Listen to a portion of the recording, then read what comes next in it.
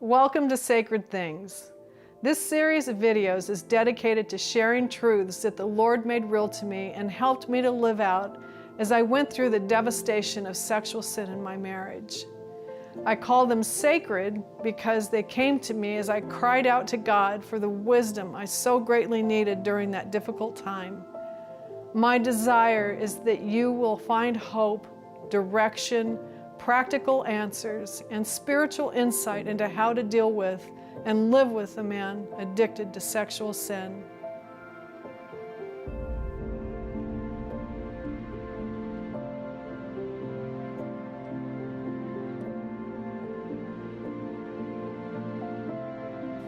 Kathy, you've counseled many, many wives over the 30-plus years since you co-founded Pure Life Ministries with your husband, Steve. So you are very familiar with a wide range of issues that come up with a husband and a wife as they're either dealing with the crisis of sexual sin or moving past it. And we get a lot of letters and emails and things come up in counseling. And one thing that comes up fairly frequently is a wife asking, how do I leave the past behind? Meaning, her husband has genuinely repented and has been doing well. There's some real substantial time in between his repentance and this point, but the wife just, she's living in the past, and she can't seem to track with him, Right. you know, and progress. So what would you say to her? Well, I would call that living, waiting for the next shoe to drop, which is a miserable way to live. And I think a lot of women, even if their husbands have had a track record of doing well, probably most women are dealing with that because it is, you just kind of are waiting.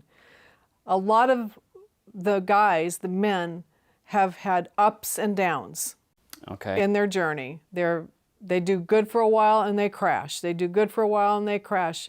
That dynamic could definitely cause a woman to feel like, I'm never going to be able to actually be free of the past. It's like, I'm living, waiting for the next shoe to drop, or just her own fear. This is not really, to be honest with you, anything to do with him. This is about her. And fear is one of the undealt with issues that a lot of wives carry around in life. I did. I carried it for many years, just kind of on guard, and it's somehow inside you're shielding yourself or steeling yourself against the next wave. Right. That's kind of how it feels. That's kind of how you think. And so, yeah, it's a miserable existence, and you can't move forward. Yeah. Because you're waiting for disaster to strike again, even though he's doing good, even though he's not really giving you any reason to believe that anything's going to happen again. She's held back. But the ongoing routine of fear and anger and bitterness is where women really get into a lot of trouble. They feel a legitimate, almost obligation to keep those things alive. It's not like you sit around and you think about it, but it's almost like it's like a betrayal of self. It totally is. To just let it go. Yeah. Yeah. And to not, there's a mentality that women have, I think, maybe not all, but I think a fair amount of women have the same struggle, that if I don't keep my guard up, if I don't keep this flame of fear alive, if I don't keep watch, he's going to do it to me again. Oh. It's going to happen again. And it kind of becomes a very defensive, adversarial position for a wife to get into. You don't do it on purpose. It feels so natural to, it just happens to you. But you have to really take a step back and look at what is happening to you. Because something is definitely happening to you. What do you mean? Well, if you are filled with anger, or having bouts of anger, or bitterness, or fear, the fear thing is just probably, this is my opinion, and it's just an opinion, but my opinion is that is the single most soul-rotting thing that is happening to women. The fear. Even though fear is a good emotion and all of that, it teaches us to, run when we're in danger, that whole deal. Right. But to live in fear as though it is going to be a wall of protection from future harm it's such a deceptive thing. It's not true. It's not good. It's making you into a different person. You are developing into something that's not, you are going to regret and you're going to have to undo. I had to undo what I became. And it's not a pleasant process. It's very painful, and there are remnants to this day of fear in me that I have to deal with. I still have to deal with it. Not fear of Steve falling or something like that, but it attaches itself. Yeah, it becomes a mindset. It does. It's something that you use to protect yourself. Yep. And then in the end, it is controlling you. Yeah. And and all kinds of stuff stems from it. It's kind of like the same sort of principle of the root of evil, or the love of money is the root of all kinds of evil. And same thing could be said about fear. It is a root that just has 1,000 heads. It's like pride. Pride is a root. It has 1,000 heads and practically impossible to kill, but you don't quit trying to kill it. You keep after it. Yeah. Yeah. So if he's not giving her, proof positive evidence that something is imminent, then why is she so afraid? I think it's because she's putting her hope in the wrong person. She wants to hope, and she wants to have a future and a hope. And the problem is that it's resting on a person. And that is a slippery slope for anybody. But I'll talk to wives about it, because that is our issue. We put a lot of everything into our marriages. It's our life. It's our world.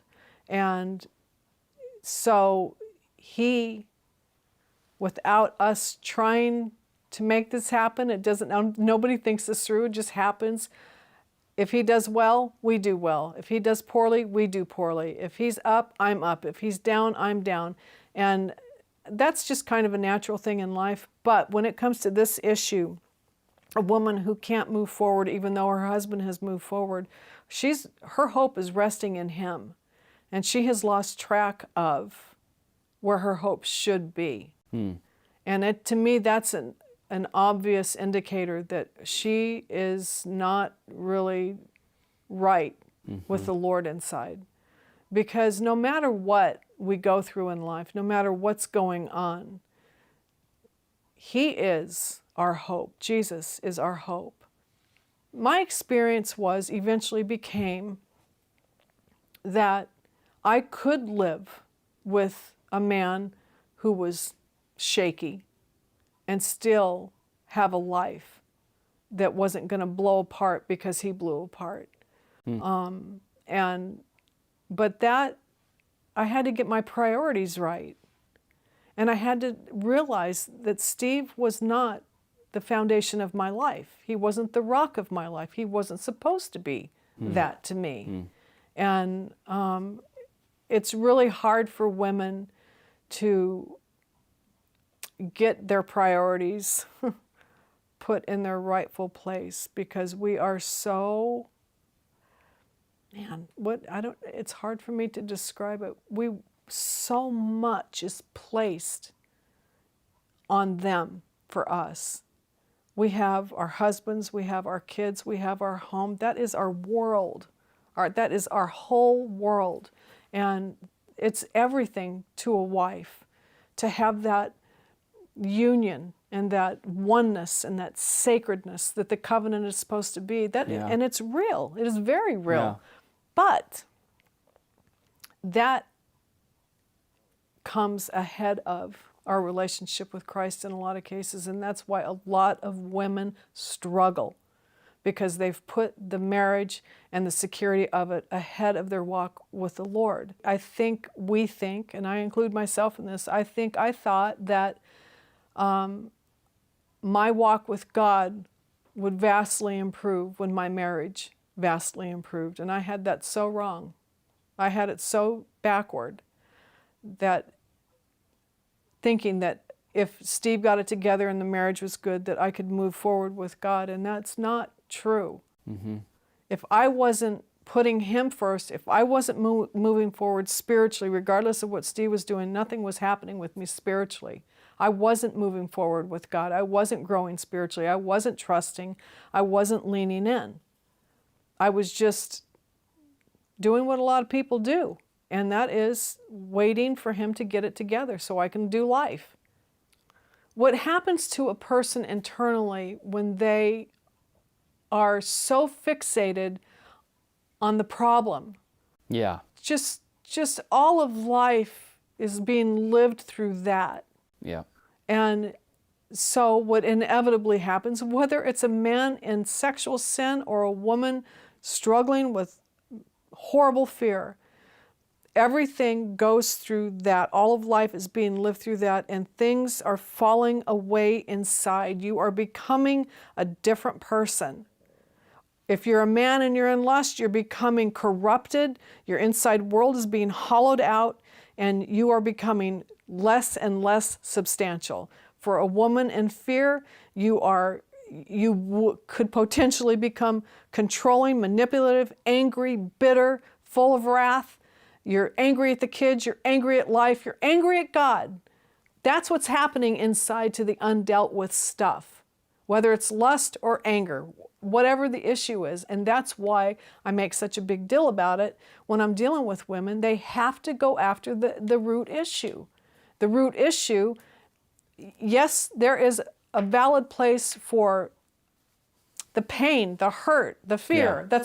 That's all part of it, but it has to be reined in. Just like I would say to a guy, if you're struggling with lust, you got to rein it in. You can't just let it go. Right. You got to deal with it. Yeah. So that's where I'm at with all the fear thing. And the reason a woman would not be able to move forward is because she's living back here in her fear. It's her fear, and that's what she has to start working at that. Just like her husband has to work at overcoming lust. They're both sin issues. Yeah. They really are. One is sort of legitimate for a while, but God still expects us. Trust in the Lord with all your heart. Lean not on your own understanding. In all your ways, everything, acknowledge him, and he will direct your paths. That's truth. Mm-hmm. And that's the truth that a wife has to live in. In confidence and trust, you will find rest. That is truth. Confidence in the Lord, trust in the Lord. So those are things that a wife has to start attacking and dealing with. What you need instead of fear is faith or trust, because that is like the counterpart to fear is to trust or to have faith. And this, again, is the process that every Christian goes through in every aspect of life. Something has to replace what's natural to you, your natural tendencies and bent. And that is faith in the Lord, this love relationship that we have with God.